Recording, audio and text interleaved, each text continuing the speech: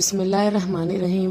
السلام علیکم۔ تو دوستوں، 3 برس کے بعد خدا نے آپ صلی اللہ علیہ وسلم کو حکم دیا کہ اب علانیہ خدا کا نام بلند کرو اور نڈر ہو کر بت پرستی کی مخالفت کرو اور ہمارے بندوں کو نیکی اور نصیحت کی باتیں سناؤ۔ اتفاق کی بات دیکھو کہ اس وقت جس نے سب سے زیادہ آپ صلی اللہ علیہ وسلم کا ساتھ دیا اور آپ صلی اللہ علیہ وسلم کی حمایت کا بیڑا اٹھایا، وہ بھی آپ صلی اللہ علیہ وسلم کے ایک چچا تھے جن کا نام ابو طالب تھا۔ وہ آپ صلی اللہ علیہ وسلم کو کتنا پیار کرتے تھے، اسی طرح جس نے سب سے زیادہ آپ صلی اللہ علیہ وسلم کی مخالفت کی اور آپ صلی اللہ علیہ وسلم کی دشمنی میں کوئی کسر نہ چھوڑی، وہ بھی آپ ہی کے ایک چچا تھے جن کا نام ابو لہب تھا۔ ابو لہب کے علاوہ آپ صلی اللہ علیہ وسلم کے دین کا سب سے بڑا دشمن ابو جہل نکلا، جو قریش کا ایک سردار اور بڑا دولت مند تھا۔ قریش کے سرداروں کا کہنا یہ تھا کہ اگر خدا کو اپنا قاصد اور ایلچی بنا کر کسی کو بھیجنا ہی تھا تو مکے یا طائف کے کسی دولت مند رئیس کو بنا کر بھیجتا۔ ان کو سمجھ میں یہ بات نہیں آئی تھی کہ خدا کے دربار میں دولت اور ریاست کی نہیں بلکہ نیکی اور اچھائی کی قدر ہے۔ اس نے دنیا بنانے سے پہلے ہی سے طے کر لیا تھا کہ قریش کے گھرانے میں عبداللہ کے یتیم بیٹے محمد صلی اللہ علیہ وسلم کو اپنا آخری رسول بنا کر بھیجے گا۔ چنانچہ اس نے بھیجا اور وہ اب ظاہر ہوئے۔ ہمارے رسول صلی اللہ علیہ وسلم کو جب دین کی کھلم کھلا منادی کا حکم ہوا تو آپ صلی اللہ علیہ وسلم نے مکے کی ایک پہاڑی پر جس کا نام صفا تھا کھڑے ہو کر قریش کو آواز دی۔ عرب کے دستور کے مطابق اس آواز کو سن کر قبیلے کے سارے آدمیوں کا جمع ہونا ضروری تھا، اس لیے مکے کے بڑے بڑے سردار اس پہاڑی کے نیچے آ کر جمع ہوئے۔ آپ صلی اللہ علیہ وسلم نے ان سے پوچھا کہ اگر میں تم سے یہ کہوں کہ اس پہاڑ کے پیچھے تمہارے دشمنوں کا ایک لشکر آ رہا ہے تو کیا تم کو اس کا یقین آئے گا؟ سب نے کہا ہاں بے شک، کیونکہ ہم نے تم کو ہمیشہ سچ بولتے دیکھا ہے۔ آپ صلی اللہ علیہ وسلم نے فرمایا تو میں یہ کہتا ہوں کہ اگر تم نے خدا کے پیغام کو نہیں مانا تو تمہاری قوم پر ایک بہت بڑی آفت آئے گی۔ یہ سن کر ابو لہب نے کہا کیا تم نے یہی سنانے کے لیے ہم کو یہاں بلایا تھا؟ یہ کہہ کر اٹھا اور چلا گیا۔ قریش کے دوسرے سردار بھی خفا ہو کر چلے گئے، لیکن ہمارے رسول اللہ صلی اللہ علیہ وسلم نے ان سرداروں کی خفگی کی پرواہ نہ کی اور بت پرستی کی برائی کھلم کھلا بیان کرتے رہے اور خدا کی ایکتائی، عبادت اور اچھے اخلاق اور قیامت کا واس فرماتے رہے۔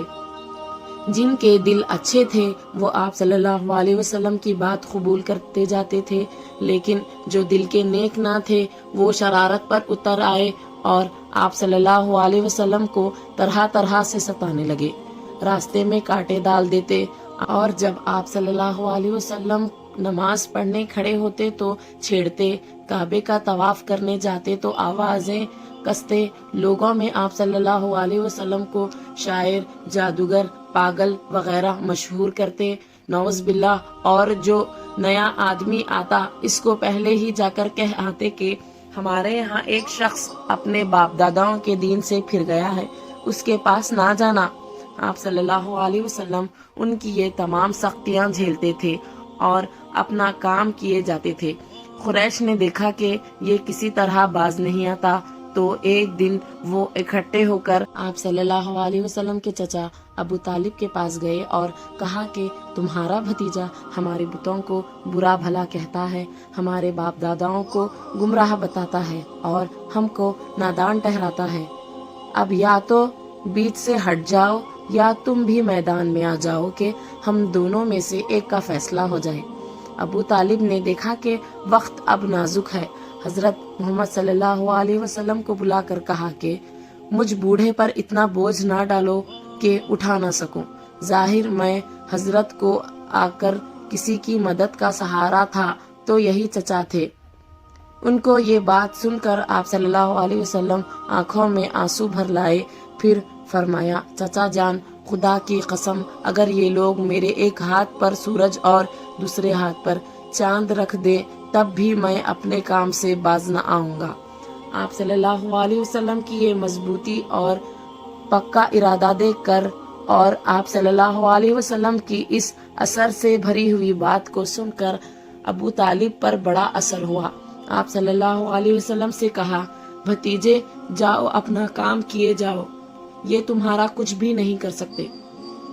तो दोस्तों, चचा का ये जवाब सुनकर दिल में ढारस बांधी और अपना काम और तेजी से करना शुरू किया। अक्सर कबीले के एका दुका आदमी मुसलमान होने लगे थे। कुरैश के सरदारों ने देखा कि धमकी से काम न चला, अब जरा फुसला कर काम चलाएं। सबने मशवरा करके इत्बा नामी कुरैश के एक सरदार को समझा बुझाकर आप सल्लल्लाहु अलैहि वसल्लम के पास भेजा। उसने आपके पास पहुंचकर ये कहा, ऐ मोहम्मद, कौम में फूट डालने से क्या फायदा?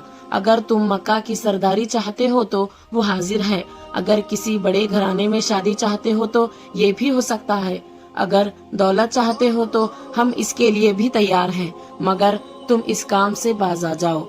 इत्बा को ख्याल था कि हम जो चाल चले हैं इसकी कामयाबी में शक ही नहीं।